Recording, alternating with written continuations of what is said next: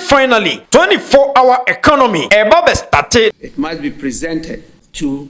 What has happened to that anti-LGBT you told Ghanaians? Now we see people kissing at Independence Square and it is on social media. The next MPP government. The next MPP government. Yen somo efo nyina kwaba ebiem emra dwumadie so afrasia. Ensama ekoso ewo oman Ghana mu.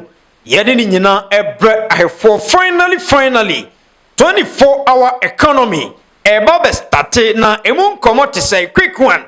Yede mu nsem nyina eba ene wachi emema ne mema afi man manhye mu dia enam so ede NPP aban eko opposition no sisi ameno kasei minority no putu pressure on his excellency John Mahama enena ban se edian ena wo mu ye ede afa ho ede na kofa asanema we nyina bae quick one ebero ho nso na afenum bia ai kama afi Ghana fo a wo makopiem ewo USA enkomo bi efi oba ebedina afi no bia ai kama wani nsemfoforo bi ni aboabo no a eba be di ho nkomo baransa na no yenko 24-hour economy ense enkomodie akoso finally akoko drew speaker of parliament nim na ede ena ekoso ewo ho quick one yenko na yenkohwe na yentimra ekoba commander edemu details nyina ebeba yenko tinsama gusitano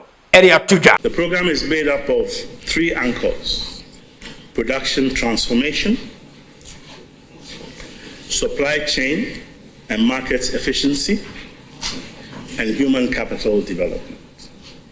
And those anchors are supported by 8 sub-programs. Grow 24, which is the agricultural component, Make 24, which is the manufacturing component, Connect 24, which is the supply chain component, Aspire 24, which is the mindset change, the resetting of the Ghanaian, equipping the Ghanaian worker, Ghanaian bureaucracy with a strong and powerful attitude to productivity and to work flows.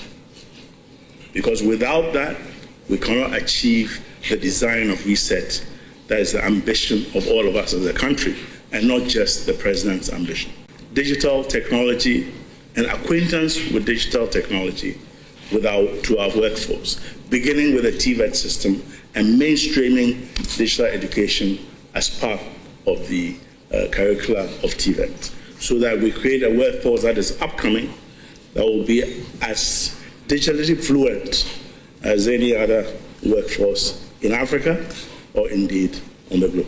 One of the things I'll propose is the fact that after the launch, it must be presented to the people's representatives to give the official stamp of approving it, which meant that we have to have the opportunity to debate it and approve.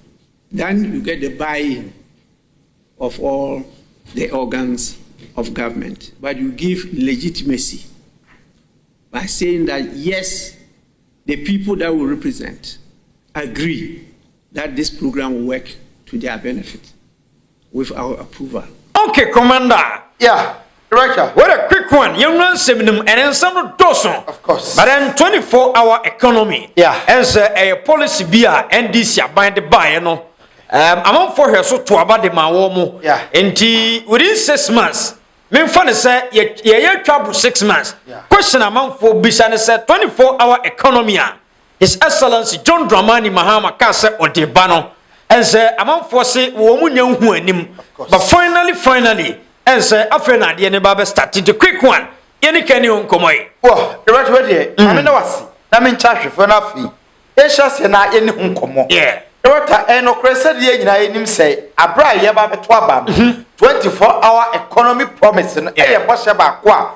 A month for Jina so tuaba, and His Excellency John Mahama after so winning, you know, for train set that bay and a beshas that productivity and a juma adults woman. Yeah. Director, and chain your bedding Kumuro has said, Mampeni decided said on the 2nd of July, and officially. The 24-hour economy, Amano Ashasia, ebeye adwuma from 2nd July edeko na ahead of that ena mampani ni team ya omo in charge of 24-hour economy omakwa piem e speaker of parliament ababa be hosade ko hwe video no na omkom mkodi en brother baye chem na yentiase ye pa na enimu nkomo e mo brother ni nyina ne say speaker of parliament ena ye the citizens representative ono na ogina timamufo ni nyina nam because say wo hwa parliamentarians no ne si anam ono so na ye omu leader nti wo set timamufo no 24-hour economy no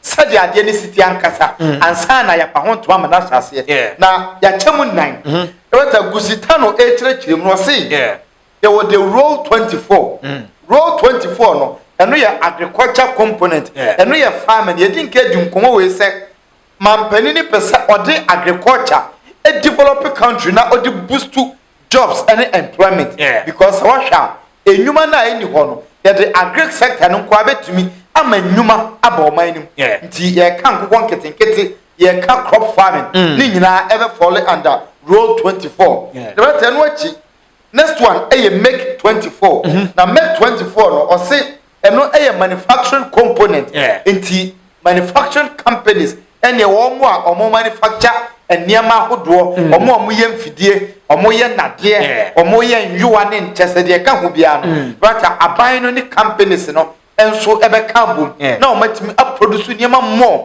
said ebe ya eniema ye hia we dada setene mo no ebe produce majority of it e wo Ghana ha na fi exportations so etuma cost nya a lot of foreign income and foreign reserves right eno achi third one the connect 24 now connect 24 ni said right after say ya produce niema na wie no obi anim say abrabo de ba ko ehia pa ye connection connectivity right kwan ya ban be fa so a niema ya produce o man ni betimi a supply to length and breadth of the country from south to north east to west by bia said e be ya niema no betimi di akwaniaba e wo man ni ba bia na nkonkoba sa niema no ye produce but a kwan kura nya ye de niema no be ko right obehwa ye twa timanua wie aye ho adwuma nyina wie western region no say be ye bia no be firi ho abakuma se ne nkan no ya sam foforo because e kwan ne nye right man pani no e kan kire yen say that connect 24 no e kwan on be fa so a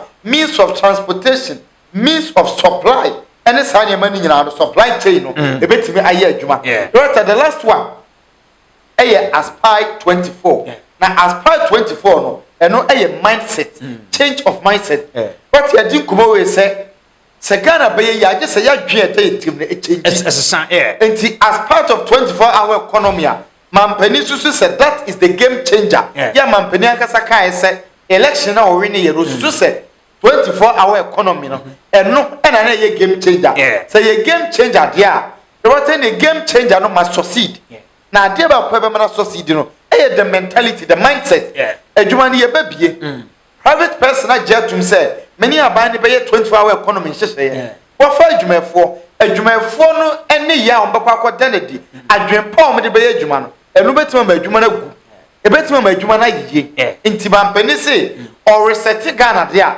ene on reset your mindset no so nka ho nti as part of it ena omode eno so aba be hyema the very resetting amount for what on my way or mindset any ideas said ye be ya or ye adwuma obe developing good habits towards adwuma na wo ye no enkoba say me ye adwuma ni biara me de ne say me jimi sika begu engu enye krono bo asem right ye nye committed to adwuma na ye no and this are some of the things ya say ba be shema right e be me de but me hwe ni mu say as part of mindset changing you know ade ba ko wetima boost to pa no brother eye say obi ye adwuma na munya mu se o obi o ye discipline bi aye mo na baso obi o discipline wa adwuma ni pa no ye mpega na katwem brother sa packages nkitinkiti we na be part of it I feel like wetima aboa ama nyema ko eye very good and eye so say omode akọ speaker wa inform ye na ye dinke hu sade ade ni sitie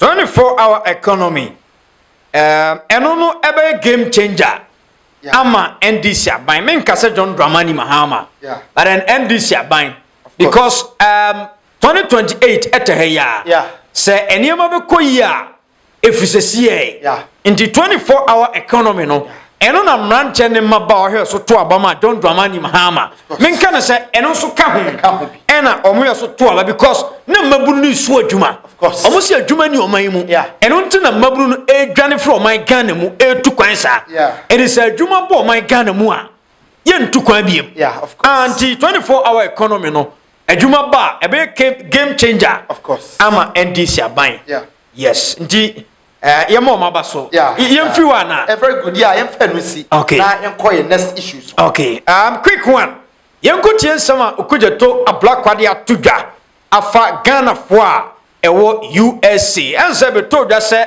ese no likely se ye be bandi oman Ghana se yentumi nkopie mu ewo USA abrochima mu yese Donald Trump bo fu but then quick one yenko tie nsama okujeto ere atodwa ere enti ena ya mana basa ekoba commander bedi hu nkomo 19 countries had earlier been banned, and this is the second attempt. You'll recall that in President Trump's first term in 2017, he did carry out the first round of bans, and then this is the second one he has done, which affected some 19 countries.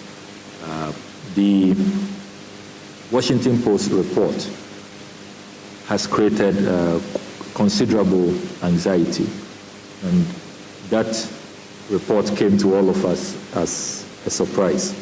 I can confirm to you this evening that the government, led by the Honorable Foreign Minister, has engaged U.S. officials. We've had very productive meetings. Only this week we continued with the engagements. The U.S. authorities have now formally brought to our attention, so it is no longer a leaked report.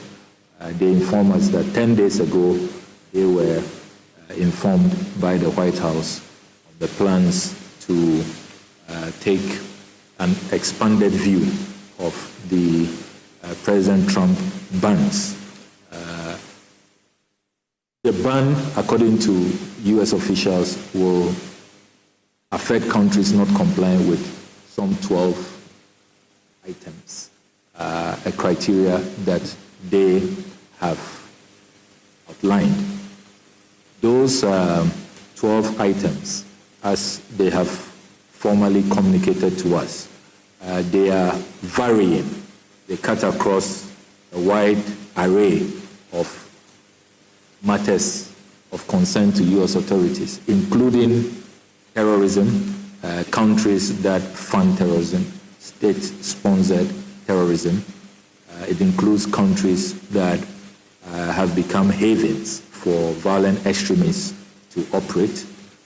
It's on their list. Then they are also talking about countries not cooperating with the ongoing deportations that the Trump administration is carrying out. Then there are issues to do with overstays. So countries that have a high rate of overstays. Those who receive U.S. visas for specific periods and abuse the immigration laws of the United States, where they do not comply with the terms of their visa. So you have a 3-month visa, you are allowed to stay for 3 months or 6 months, pay your visa, but then you overstay. The U.S. officials have communicated to us that the challenge we face really relates to overstays, particularly with students, the students who we have been sending abroad. So students who go on government scholarship and also students who on their own apply to study in the United States of America. They have formally communicated to us that 21% is the default rate. 21% of students who have completed their courses have refused to return, according to U.S. data. They have told us that the allowance they will permits countries doing below 15%. But if you are doing above 15%, then you will be flagged for further action. Okay, Commander. Yeah, right. Okuje to ablakwa. Of course. And say what chensemu. Na yebeka na say eyarehosem. Yeah. Na when nyina chi no senka dwuma wo man Ghana mu. Ena o man mu oda. Nka ye ntutu kwa sa. Ye ntwa ntro ntu kwa sa. Yeah. But then ni nyina chi no ye sampa body ama Ghana for wa bruchi. Yeah. Na Donald Trump nso nyame mfa ne nsanka no. Na nka di mra no ni enim. Yeah, right. Very unfortunate. Now, the amount of seminar, Yana say, oh, say, Utia baby a problem ni free bar. A almost student visa, echo US. Oh, on one casana US police say, problem the fact see every woman. Oh, right. No credit a minimum, I can't try and say, most of all more man, a youth, yeah, more dear, or more quack gentility, it will be my Sudiababwa, in TSC. Obi nko US no nko sua medicine. Yeah. Now me practice as a medical doctor farmer ye. But okoye no, okai na chi. Ni nua bi a wodwie. Oh. Oye memfa no doctor ni wo Ghana. Onya adwuma nye. Na so akodo US owie school na omma. Obi nso wo ho a o say ohwe koma ebedi no na wo Ghana. Na ye safa na adwuma mpo salary no enye enough. Cost of living no wo soro. Enti owie school na ono so se twa a onsi ha biem obi mpo ha okwa school no onko na we test because a common din nam na oye adwuma but the US for omo threshold no 15% say at least ni padodo a mo beba ho a overstay be chemo no it shouldn't be more than 15%. But Ghana the atwama could do 21%. Into 21% of Ghanaians ya omo ko genti TSS school for no the right anya dia omo returning even after school the right can be a train.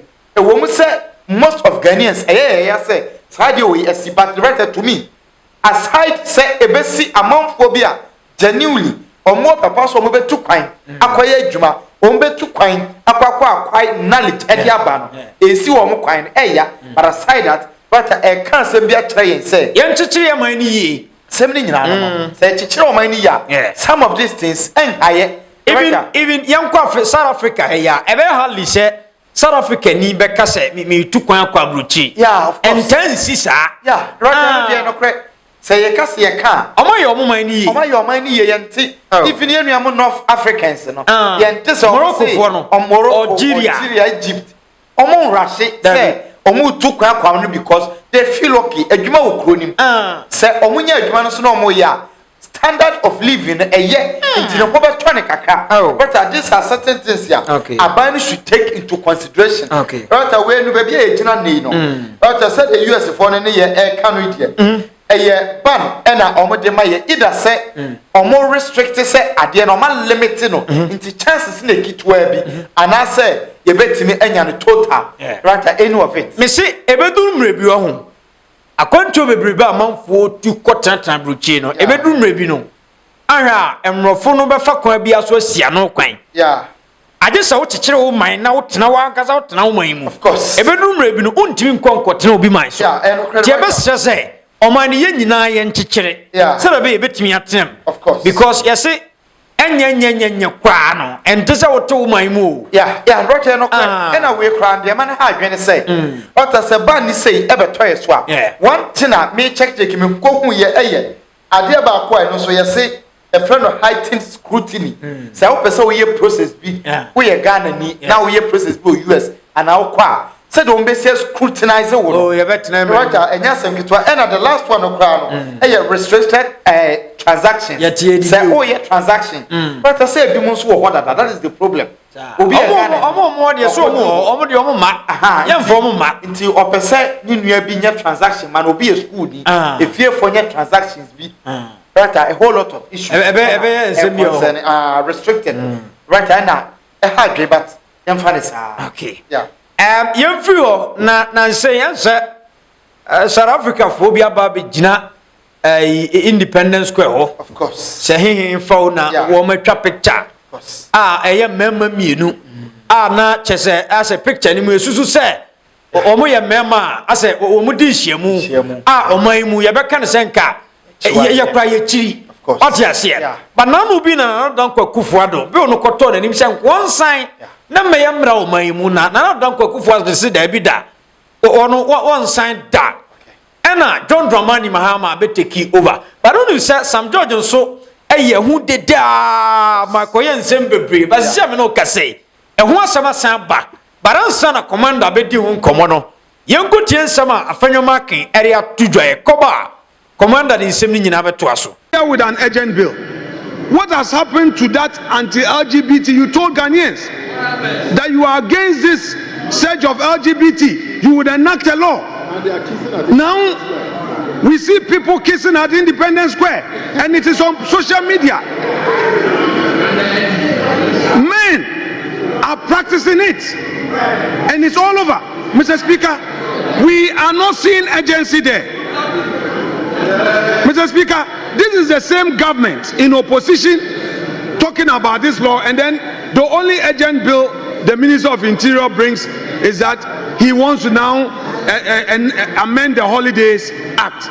Okay, Commander. Yeah, Roger. Ojen ho sunsa ya no. We dey sa ya no. E ba Sir John Mahama say, "Sa die we die, o ma no nya ha." Because eno kan ho na ma MPP lunsu ye. Of course, Roger, I am part of it. Roger, Obakaya ahead of election 2024. Yeah. Roger, yen kan treat your man for asoba. Yen kan okra. Yeah. Ye hu Catholic Bishop Conference. Yeah. Roman asafuna sofo mpadifo a edi animu ye omo nyina gitu mu se sa mane mema ebele koto na nado anim a wantima sanity omo be join Sam George any Adam mpadifo bi na omo demonstrate the tia ban no ezo ejagu Sam George chempa o semni nyina no nti rebata tambia no se uwo position na wo gi ade bi ginam na over power it is expected say even one yejumampo on ade a wutigina mu no you have to deliver no kwade you also deliver anti NDC ever power no there were a lot of major issues among for so say a hon kwade they need to deliver and one of them yes I do it better yema ade we very keen say esoma ho de o Ghana Christosom nkramosom ne abosonsom but esom we nyina mu no sa ade ne ye chiwade kase a etiri e was asoma hodo anim enti it is believed say ya mamre ne mpe ene asoma hodo a yewo mu ne nso mpe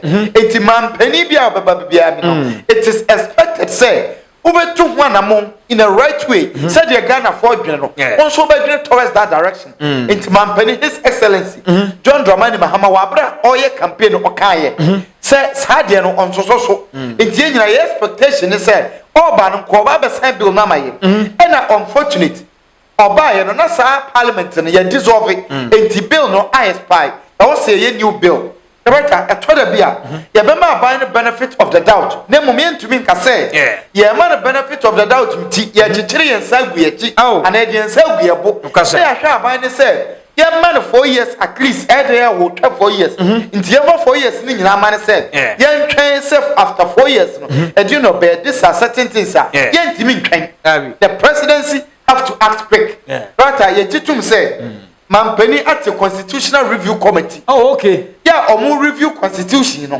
Omu nim embrani. Even so bet me so I no ntina man a delay. Right, of course, because the last time Sam George Kwako said, Oma sign ascend the bill back to Parliament. Say MPs no shall send your wajuma. Oma start your wajuma. And we know say ebeba but. The year shall anyone say so far as the Constitutional Review Committee no I shall say review your constitution no not your musu say a year any the enye there was a beka yen constitution no any there was a yifrim be on be adwuma no but a year expect to say any day be on baba bonti say o ma wie o ma adwuma no sa bill we should be part of it o monti me kan kire say o ma ye constitutional review na dwi na emane mema mu enam nhemudie ehom mra ye hyedie to ase no na enka ho but it should be part of it na ebeka ho so a mampani rata ye to aba ma no ya to aba ma no ankonam ya man 2/3 of parliament that is 2/3 majority any bill bia mampani ne na ban so say eye papa e favor Ghana for no he has numbers on be prove and I say on man approval nti we de e ya desrede e ne esre mampani e kanebo sha wo sha ye ho e ya de ba kwa mi say e ha me e damakoma so pa say we should get rid of Sanyema no right the president have to act quick na enya part of your constitution ye ka bia e be man the benefit of the doubt because we form a committee but yen to me can say ye try 4 years director the earlier the better. Okay. Yen free a quick one. Na yen free ni nche ha. NPP amoyoko no oma dinkomo bi one of omo communicators na enkomo no akofo nsem bebri aba quick one. Yen ko tiemra. The next MPP government. Say ya fobi ya de na court and I say su say ye be hwe nkrata mu. Nya dia me ye ba power obi de rumble star ko obi fie ma betra ha condemn. Ye for rumble star ko obi fie beto nsafrew. No obi aka say double salary. Ye ne gina wo kra ne ye pa acha wo ma wo mo so munyan. Me pa acha wo MPP e wo power we ye me nua me ne tena classroom. Ba me nua ma mudu mo mo nim sade no. Bo mo nim sade obetimi no adi fufu ano pempa acha me ba. Obetimi no adi fufu anwumra no pa no mo ba fie abechew. Nipa na ne tun sade de ye ono kwa ba abechew. Su se wa ye bibi etia emara ye mfa ye nya na double salary na nya ade etia mra ho. No ba sa ne de mo ankasa na mo decide say me say futu na nya na me de ma wo me de ma me nkrofo. Sentiment mo nya sa bio. The next MPP government. You do me, I do you. You do me, I do you. Appoint here. Obaye na. Obeko obi office. Yes, obi hwe no. Na ndi sini so obe pieva. No agene trouser. Bu ano pabo mu. Kama wache ni shoe. Dududu. Omu nyina ye Ghana for of course. Your politics. Meba na me kwa me de on target me. Me kasa. Me obi e kasa won ka ho. Of course. Oh please. Meba. E patro meba. Your politics mo mana ye hu pa. Ye ma ni ye hu.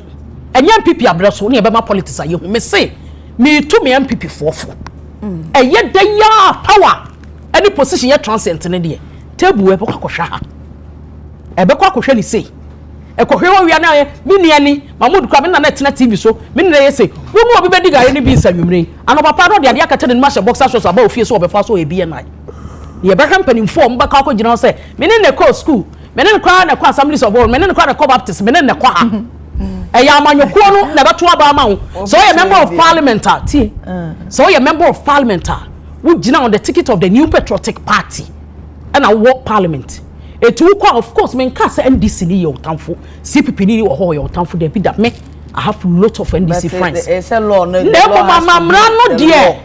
law has to be the law and the law will continue to be the law edru wa na me nuanom me manom gina camera nim fie bi achi say ye ne ye pa achew e mo say double salary ye nyim free ho ba ka kire wo onu obedi nkomo ne onu obedi di ne obefrew medu amadwuma bi kura me ye akoka aboa me na me nkonkohwe ye nka ho asem ma me ade be chia nopa o de supporter o de supporter me na sana no ka ene bossa so de ade akate nanim abetu fie camera de akọ e ye futisem the next MPP government ye nyina ye okoi mu okay commander Roger answer Queen Jennifer of course onu obi kun nipa na bow ama o da form of course o se o sori a obehu de o de be ye no dey na obey asa when o fa so sori kwa no nya hu kwa o fa so sori edin Roger onim bibi we eye a typical Ghanaian wa brade no ekita ni nsem no onfalu abi onim de ode ye efri ni nsa wi a